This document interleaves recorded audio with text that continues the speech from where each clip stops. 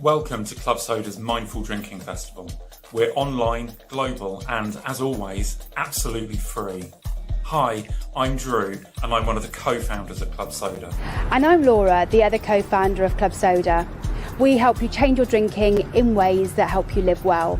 So whether you're looking to cut down, stop for a bit, or quit, you can find what you need from podcasts and books and courses on joinclubsoda.com.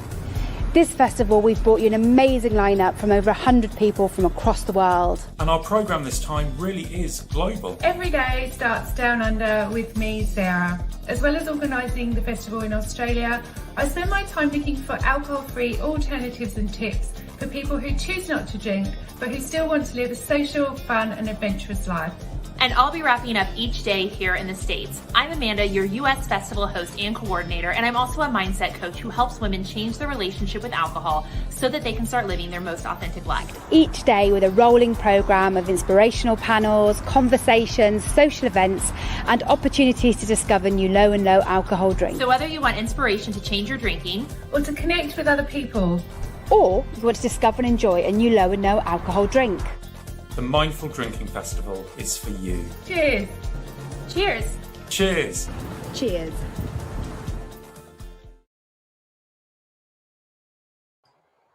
All right, good morning, everyone. Thank you so much for joining us for this Bartender 2.0 session and conversation. I am here in London with probably some of my favorite people in the industry here in London. So super excited to share this conversation with you all. Claire, Alex, and Desi. And I'm really excited to bring this conversation. I think that's, something that I've been doing for a while now in the industry, having spent myself the past 15 years in hospitality industry, not 15 years of being, balanced and more on the healthy hedonist side, but 15 years in sharing the passion in this industry. And I will say that for the past probably 5-6 years, 7 years maybe, balance has been something that I've really wanted to promote, and wellness that I wanted to share and expand in our industry, because I really believe that we work in such an incredible industry, in the hospitality industry, but there is a lot of work to do in terms of finding balance, and there's definitely ways that we can improve. I think that we also have had the reputation as bartenders of being how do you say it? Well, Desi, what's your nickname? Designated party starter. Here we go. So I think that we are known for being, the party people, the people that are lighting the room, hosting, the bar, on the stage, and definitely loving this excitement and how to throw a good party and host a venue, and that's definitely a passion that we want to keep, and that's something that we want to still be able to host people. But I think that we also, as hospitality industry professional, needs to find a bit more balance and a bit more sustainability in how we do it. I would love for you, incredible panel, to introduce yourself and share a bit of your experience and how you started in this industry and where you are at the moment. Let's start with you, Claire. Share a bit more about your experience. Amazing. Thanks, Camille. Hi, everyone. My name's Claire. I live in London. I currently I work for a spirits company called Pernod Ricard. I've been in hospitality probably for actually 20 years, which makes me realize I think I'm older than I think I am. I started. I still tell people I'm 27. I'm going to stick with almost 34. I think I can but get I think away 27 with is a good age to keep on being I'm 27. No, I'm not. Just going to stick with it. No one knows. But yeah, I was super young. I started working at Burger King when I was 14 or 15, which was my first taste of hospitality. I then went into, I was in hotels. I was waitress. I worked in really rough pubs. That's when I was in up north, super rough pubs where everything happened. I then went to nightclubs. No, that were Hull. Okay. It was Hull. That's our neck of the woods, right? Okay. Yeah, see. And then I moved to Sheffield for uni, and then I was in bars and nightclubs, but then I realized I wanted to learn how to make drinks. I could do like 6 G&Ts and 6 pints really quickly. But yeah, I wanted to learn how to make cocktails, so started moving on to that. But I was in management for a long time. I think it's one of those things that I think girls really veer towards, not to be like, I think we're very organized as a bunch of people.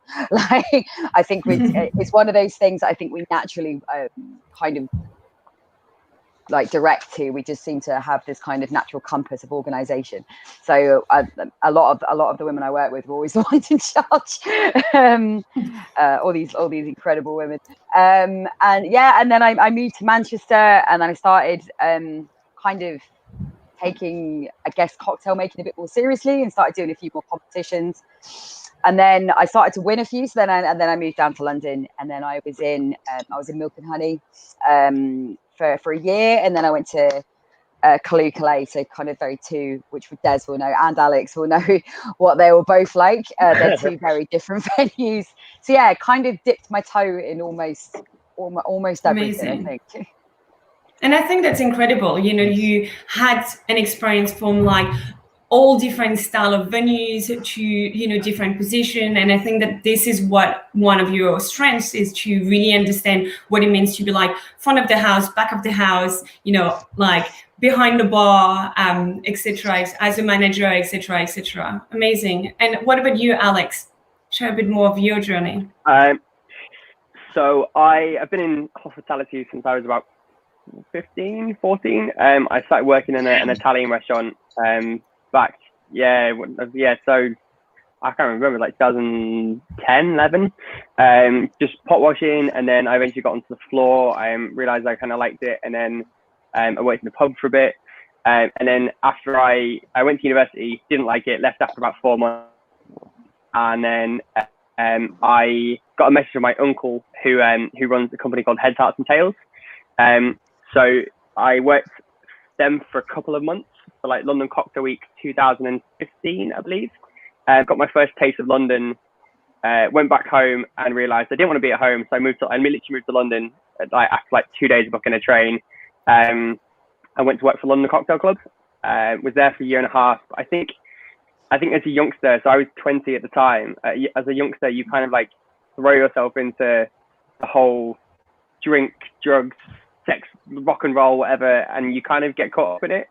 And I remember my first 6 months of being at LCC, I absorbed it all, and I realized that it was kind of like tearing me apart. I think I woke up about 6 months in, it was about the June time, and I was hungover. I realized what I was doing was I was getting drunk at work, leaving work, going for a drink, going home, waking up an hour before work, going into work, and it was just a constant cycle. I wasn't really doing anything with my life.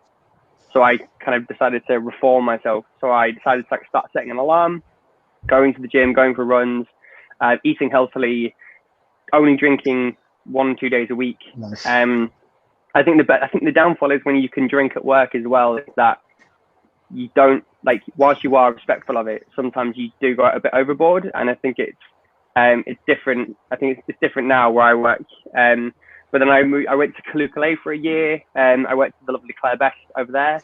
And then I have been at the Artesian at the Langham for about 2.5 years now, coming up to, which is amazing, with such a lovely team. I think the best part about it is that because you can't drink on shift, especially in a hotel bar like that, especially when you're providing such service standards.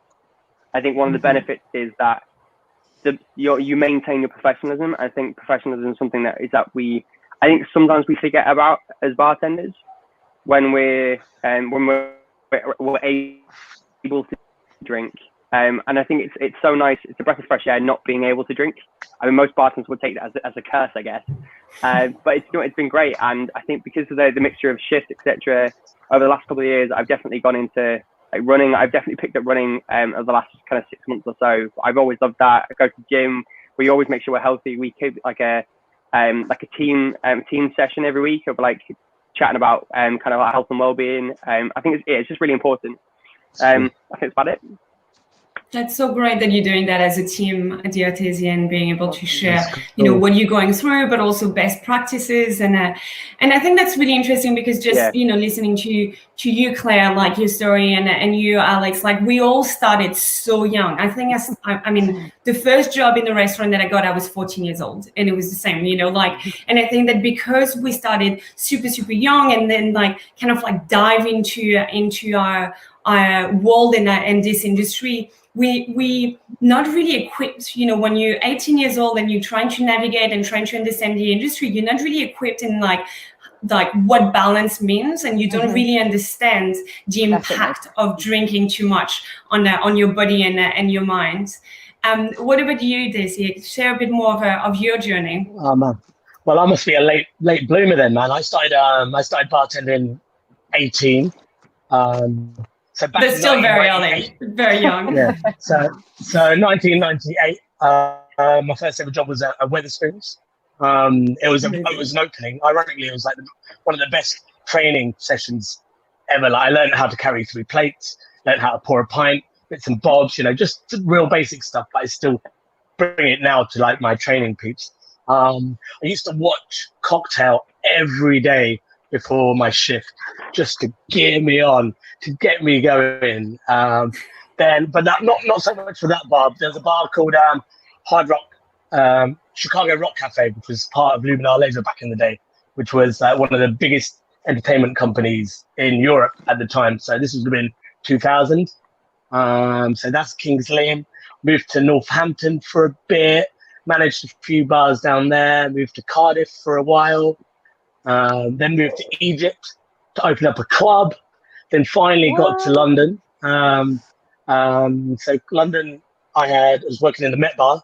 That was my first ever job. So the Met Bar was good. First taste of 5-star hotel. So again, like I've been brought up through pubs, little restaurants, little cocktail bar kind of things. But yeah, Met Bar was the first 5-star hotel. So that properly cleaned me up as a bartender, because I was a pretty messy bartender, I'm not going to lie to you. So obviously when you're paying £15 for a cocktail, you don't want half of that drink spilling on the bar. So there was that. Then I moved on then I was at Kalu, followed by managing Lab and El Camion and then LCC. So all these were big, high volume party bars. So pretty much that was a good 10, 12 years of my life like that. Then I moved out to Malaysia.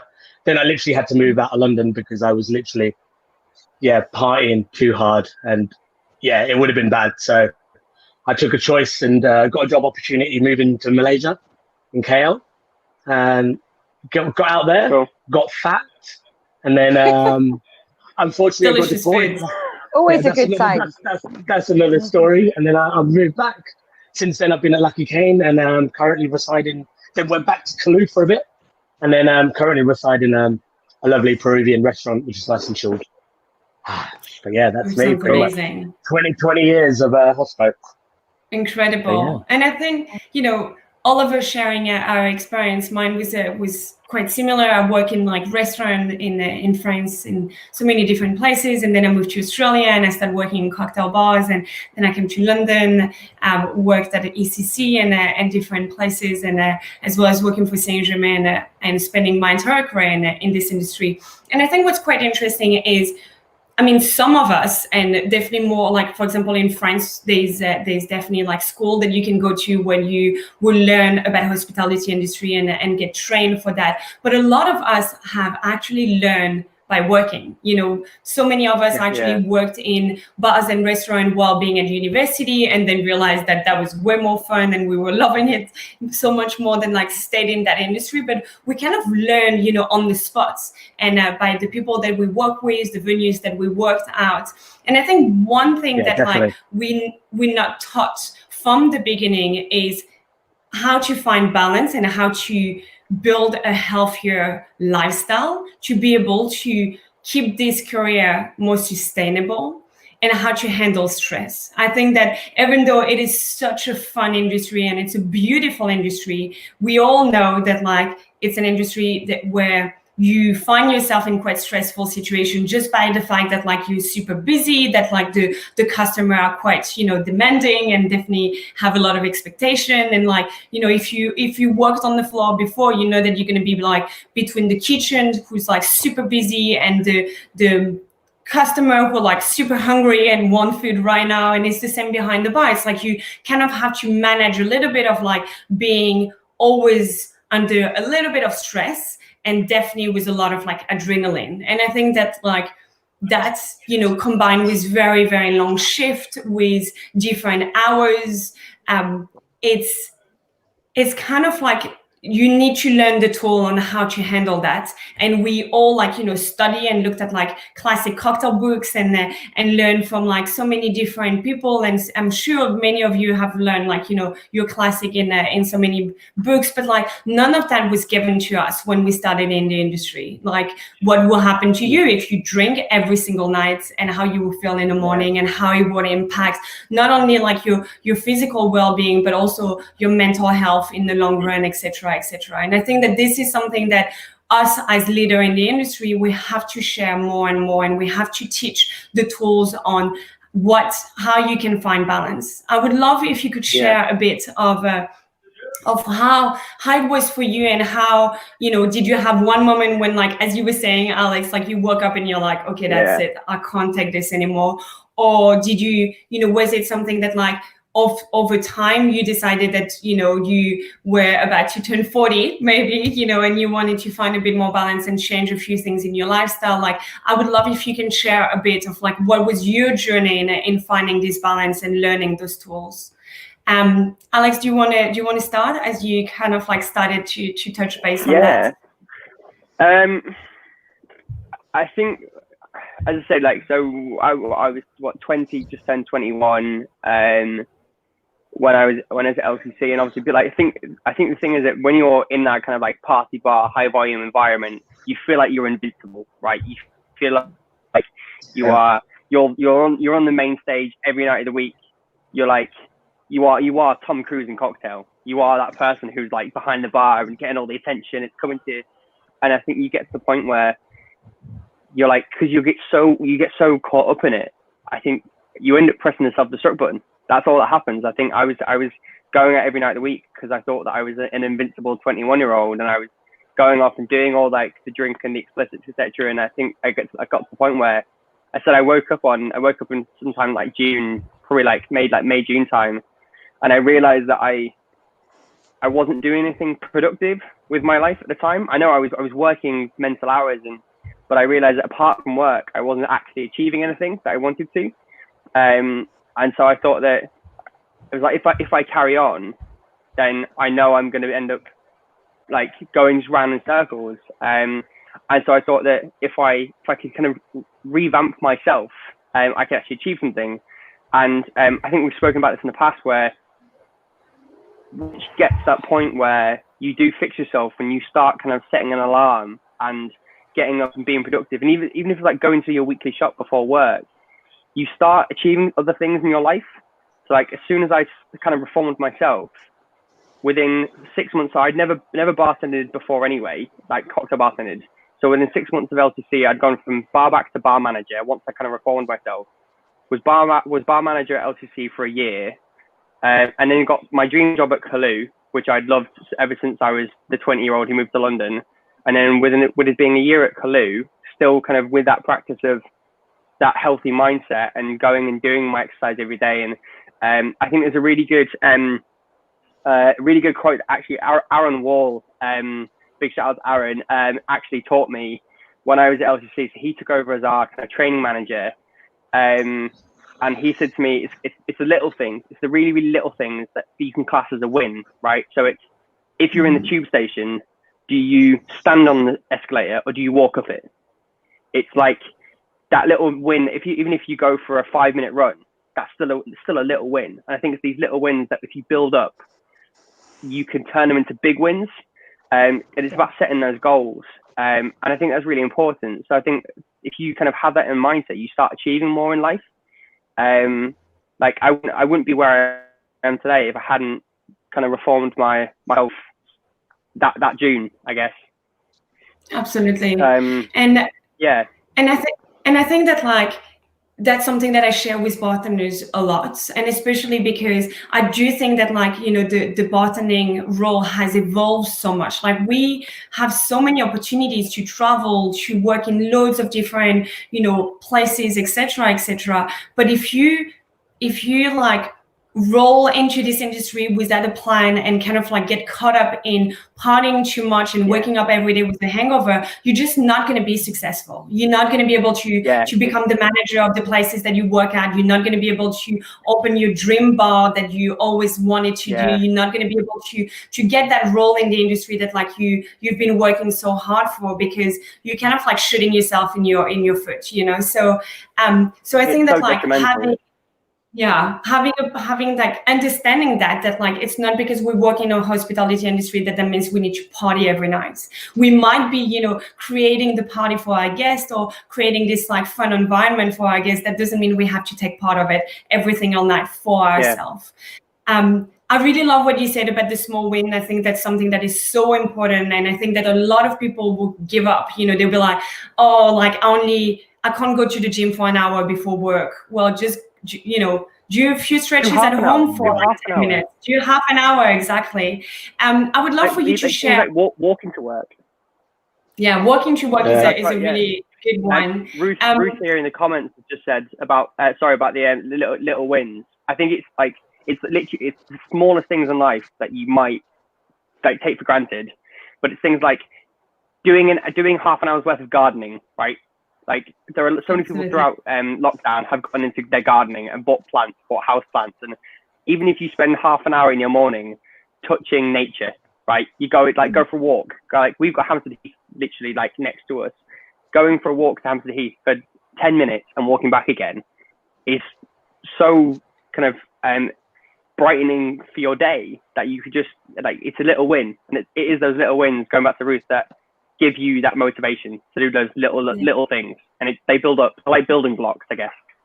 Absolutely. And I think that like they are the little wins, and they're also the first thing that fall out of the window as soon as like you're not feeling good. And I mean, like even myself, you know, and we will talk more about lockdown and how you've been doing during lockdown, but even myself, like last week, I definitely felt like the lockdown blues. Like, you know, I'm still spending more time at home and working from home, and it was a week of like feeling really, really heavy and just like losing like motivation and everything. And I had to go back to making sure that like I was eating well, I was sleeping enough, I was drinking enough water, I was getting some fresh air, I was doing some exercising, and it's almost like coming back to like your foundation, you know. And I think that's really, really essential. Desi, do you want to share a bit of like your journey and how you my journey? Well, ironically, like it was literally probably the last 4 months, literally, that I've pretty much changed. So it's crazy because like so with my whole bartending career, like I started managing very young. I think like the first place I managed was at the age of 22. So at that time, it was actually quite, you know, for me, it was as a young kid, I was like always trying to be the best I can, you know, perform like in anywhere I was working. So probably for the next 8 years, you know, it was good managing. But then I wanted to, I'd done all that. I'd become like GM. I'd done everything, and I thought I'm not enjoying it. I just wanted to go back to bartending. So went back to bartending, and that's probably where, and then moving to London, and obviously working in those high volume bars. Like managing Lab, LCC straight after, then El Camion. That's like 9 years of just intense craziness. But yeah, it got dark, man. I've always in like at the age of 16, I was depressed. There was like self-harming, lots of self-harming, and that was still going on till, I don't know, probably 35, 34. And it got really bad once, and one of my friends had to come and like literally save me in my house. She knows who she is. I do chat to her quite a lot. But it was at that point, it was just I just need to like leave London, which I did. And I loved Kale. Don't get me wrong. I would still be in Kale if I didn't get deployed. Again, that's another story. Yeah, man, I was enjoying it too much. So I was getting fat because the food is amazing. But again, obviously moving back to London, it just started. It wasn't continuation, but I could just see it kind of coming back to how it was. And then obviously lockdown kicked in, and then it was at that point I was just like, look, this is a perfect opportunity for me. Like trying to find positives. Like obviously it was a bad time for a lot of people. Like no one had work and whatnot. But like for me, I don't drink at home, so that was one thing. And like me suffering from depression and drinking on my own, I don't have a communal area in my house, so I would have literally been on my own because I live with two other couples, so they're kept to themselves. And like drinking and me being on my own, it just wouldn't have been good. So yeah, I literally went 114 days without alcohol. And then I think it was the first month. Yeah, it was good, man. It's the longest I went for pretty much the longest I've been sober, probably for 20 years. Because I've probably been tipsy for the last 20 years. But then I think month in, I just started noticing that I was kind of losing a little bit of weight, and I was like, oh, hello. Because obviously I'm not going out drinking 5 beers a day or 5 Guinnesses a day, you know? And then I thought, right, I'm going to start eating healthy, which I did a lot of cooking over lockdown, and like cooking real rich, heavy cream food, which obviously stopped. Like cut sugar out of my diet, went on a super low carb diet, started running. I couldn't even run for a bus, like before lockdown. And but I'm running 5 miles now, 5 miles like pretty much every other day. Actually went for a run before this today. Got up nice and early and like bish bosh. I lost 16 kilos in total over the space of over the space of 3 months. So going back, so this is where the balance is. Like when I'm at home, it's easy, but as you said, like when you're working in a bar, you've got that temptation all around you. Yeah. It's always there. And it's so my sober streak ended. I think I'd worked a week, and I was on because especially everyone's low staffed, and I was working on my own at the bar. Worked a 16-hour shift. I finished finally after everyone else was sat there having drinks with my soda and lime. And I was like, man, I'm gonna have a glass of wine. I need to treat myself. So this is another thing that I'm looking at now. So again, like I'm drinking probably only like 2 times a week now. I'm trying to keep it in tide with my cheat days, maybe, but maybe more of like for a Friday, Saturday when it's really busy and I feel like I really actually deserve one. And I'm trying to change the whole persona. So like instead of going, oh my God, that was a really horrible shift, I need to go out for a drink and get smashed. Just kind of coming out of it and going, oh, that was a busy shift. We made through it. We're still alive. Let's treat yourself to a wine or something like that. Make it something positive. Yeah, and I think that's really important. Yeah. So more of a treat than a. Yeah. And I think in our industry, that's pretty much me now at the moment. Which is amazing, and thank you so much for sharing your journey and your experience and being so open. And I think that like unfortunately in our industry, too often we use alcohol as a way of coping, a coping mechanism to handle situation, and it seems to be the answer for everything. It's like, we made it through the night, let's have a shot. I mean, many places where I worked at midnight, we would have a shot all together as a team to be like, okay, we were closing at 3 a.m. and it was like, okay, we made it like at least like more than half through the shift, so let's have a shot together. And I think that like very often alcohol seems to be the celebration, seems to be like, the way of like, if like, you're having a bad shift, you're having a bad night, you're upset about something, you're just going to throw alcohol onto that. And actually too often it's making the situation worse. It's impacting your physical well-being, your mental well-being, your sleep, your energy level, like everything. And I think that like we really have so much work to do in our industry on changing and empowering our relationship with alcohol. Not saying that like alcohol is the bad guy, but actually, yes, our work is like, around alcohol, even though I do believe that like in hospitality industry, the DNA of what we do isn't alcohol, but it's hospitality. I think at some point we're going to have to move the needle back into like where it actually is. And what we do is providing service to make sure that everyone feels welcome and comfortable and have an amazing experience. It's not just throwing alcohol down the throat of every single guest that walk into the bar. But I do think that like we need to empower our relationship to alcohol, so we turn that into a positive drinking experience rather than something that we don't have much control over, and we are kind of like being stuck in because of habit or because of what other people are doing in the industry. And I think that like us as like, leaders in the industry, that's also something that we need to do and something that we need to change. I mean, I remember doing a guest shift here in the bar in London not so long ago and making a cocktail to for someone, like a group of like, people in the industry, and getting like tip with drugs. And I was like, I'm working, so thank you very much, but no thank you very much. Like what, how, in which world is it supposed to be a gift? Am I supposed to be happy about this? And I was just like, what is going on in our industry? Like you're giving me, what? And I think that like, that is what we need to change. And instead of like feeling like I have so many people in this industry, so many of my friends that have said, I had to run away from London. London was bad to me. London was just, like, bit like shining my demons and like challenging me and triggering me so much. And I think that actually we need to change the industry. We need to say, well, this is unacceptable. This is not okay behavior. No, I don't want that. And without doing it in a way that like, it's just calling people out, but actually leading by example. And that's what you guys are doing, showing like how you can do that in the industry and how you can be a talented, successful, person in hospitality industry without having to like get caught up in the craziness. I mean, I remember talking with Simon Ford when I started in the industry, and him saying to me,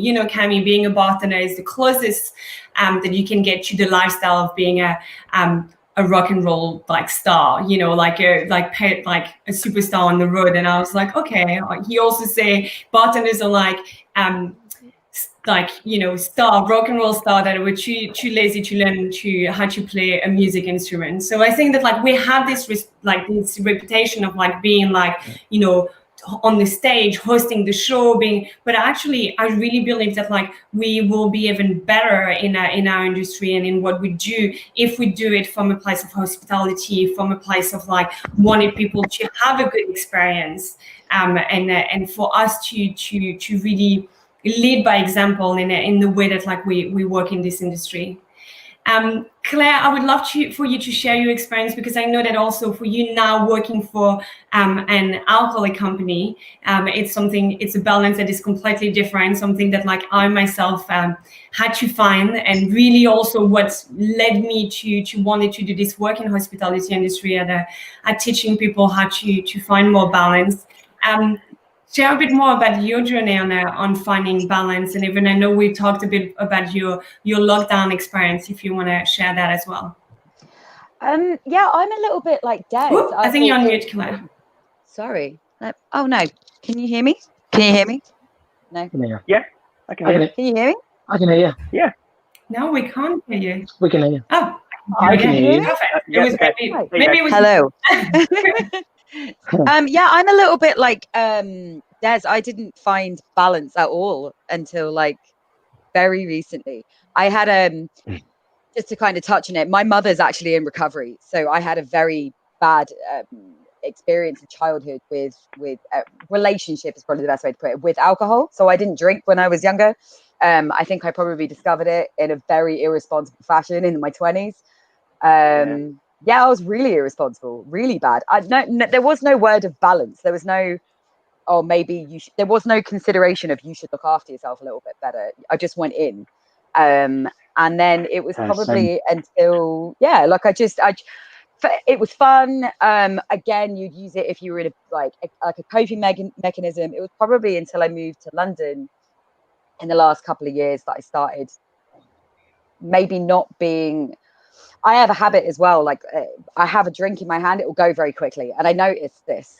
I noticed like I was kind of matching my boyfriend who's Irish, so the man can drink. So, you know, I noticed it, like I was like, that's something to think about. And then because I had these difficulties when I was younger, it didn't particularly make me a great person when I was drunk. You know, these kind of behaviors would come out of me, and I wouldn't be a particularly good girlfriend. I wouldn't be a particularly good friend. And I didn't do this at work, but I did this kind of, you know, outside of work and whatnot. And I noticed that, and I've made like a big change to move away from that, because you know, it's definitely affected relationships 100%. So and you feel embarrassed about it, you know, it kind of makes you feel, you know, just a little bit sad about it. Yeah, so it wasn't until recently, and I was saying before, like I was really all or nothing. Like I was just like to one end of the extreme, because I think if I found it easier, it's easier to be like, I'm not going to drink at all, I'm going to stay away from everything. Or, you know, just kind of like during lockdown, I would Monday to Friday I would work and I would stay away from booze. So Friday I could really look forward to the weekend. Like this was peak lockdown when we couldn't go anywhere, because I was like, yay, Friday's here, we can do stuff, you know. And like I'm 34, like a hangover feels like something now. Like it's not like when I was 24, like it hurts. Like, you know, I realized I was like, you know, and then since being in lockdown, like I run like 5-10K a day now, and I never did that before. So yeah, I get, and if I'm hungover, I can't even get up. I can't even speak. Like, it's just, you realize like how bad it must be for you to get to that point. And it's just, you know, I've just started realizing that like drinking more water, especially when drinking alcohol, and just excessive drinking, just like not doing that at all. Drinking low ABV has been a huge thing for me now, because I've realized I can have a couple and it won't feel like anything. But if you have like, I don't know, you have a martini in Manhattan, you're going to feel it. Like you're going to start feeling the effects of it. Yeah. You then eat a little bit. You eat worse. Like you eat bad, and maybe you have a cigarette, or just, it's all these kind of like things kind of tie into it. So I've just started, and it has only really been since lockdown, because it started to really affect my sleep. And then when it started to really affect my sleep, it then really started to affect me mentally. And then obviously lockdown must have had an effect on everybody mentally, I think. You know, it's kind of been easy for anybody. It's that's why I was like, whatever makes you happy in lockdown, so do it. Like, you know, but as long as it's not detrimental to your health, I guess. But yeah, just trying to find, now it's like if I share a bottle of wine with my partner, that's fine. You know what I mean? I don't feel the need to go for like another 3, you know. I don't feel the need to go further. Like before, it was like if I had one, then I had a taste for it. But now it's like I can have a couple, but the next day I can get up, I can go for a run, I can still eat good, I can still sleep a lot better. But yeah, this definitely didn't come to me before very recently. The whole time of me being in hospitality, I don't think there was even the suggestion to myself of maybe you should take it easy, maybe you shouldn't do that, maybe you should have some balance. It wasn't. It was either I was really good and I would like, you know, do exercise and drink loads of water, or I was really bad.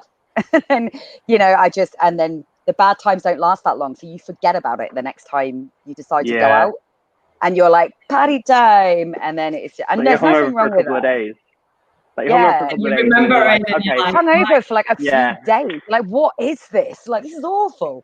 And then yeah, it's just, now it's like tonight, for example, I might go for like a Sega pasta and wine. I just have like 1 glass of wine and go home, and like I'm really looking forward to it, rather than being like time to go around and party. Like it very much has only been a thing since lockdown. Did not have any kind of feeling about it before. And I think that like if there is one, you know, I mean, we absolutely, lockdown has been so challenging and has affected people around the world, you know, so much. But I think that like if there is any silver lining or hidden gifts that we can find in this whole situation, is we had the time to sit down and probably to think a bit more than usual, to have the space and the time to do so. And I do believe that like becoming a mindful drinker and changing your relationship with alcohol begin with awareness. Like I think that we could share all our different journey and how we find balance for ourselves, etc., etc.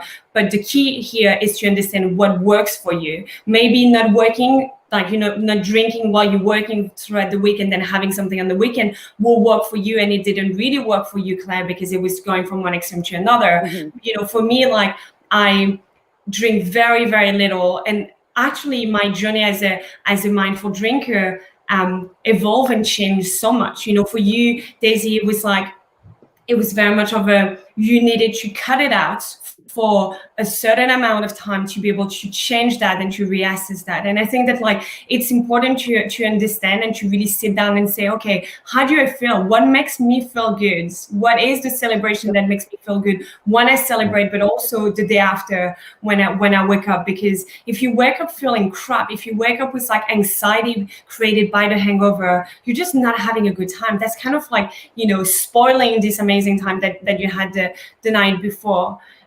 You touched. It's also like so like the whole like the not drinking thing. I mean, like that started off just with no drinking. Then obviously I saw myself losing weight, and then I changed my life a little bit. Then I lost that weight. Obviously nothing happened straight overnight, but once it's like having that goal, as you said, Alex. It's you have that goal, and then once you've reached those, I actually don't want to drink now because I work so hard to lose that weight.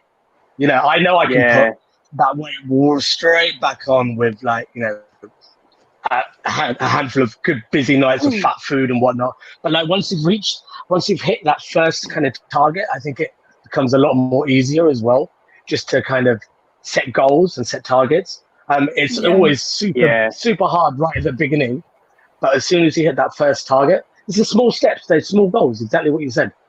Yeah, Alex, and I think it's also about feeling good.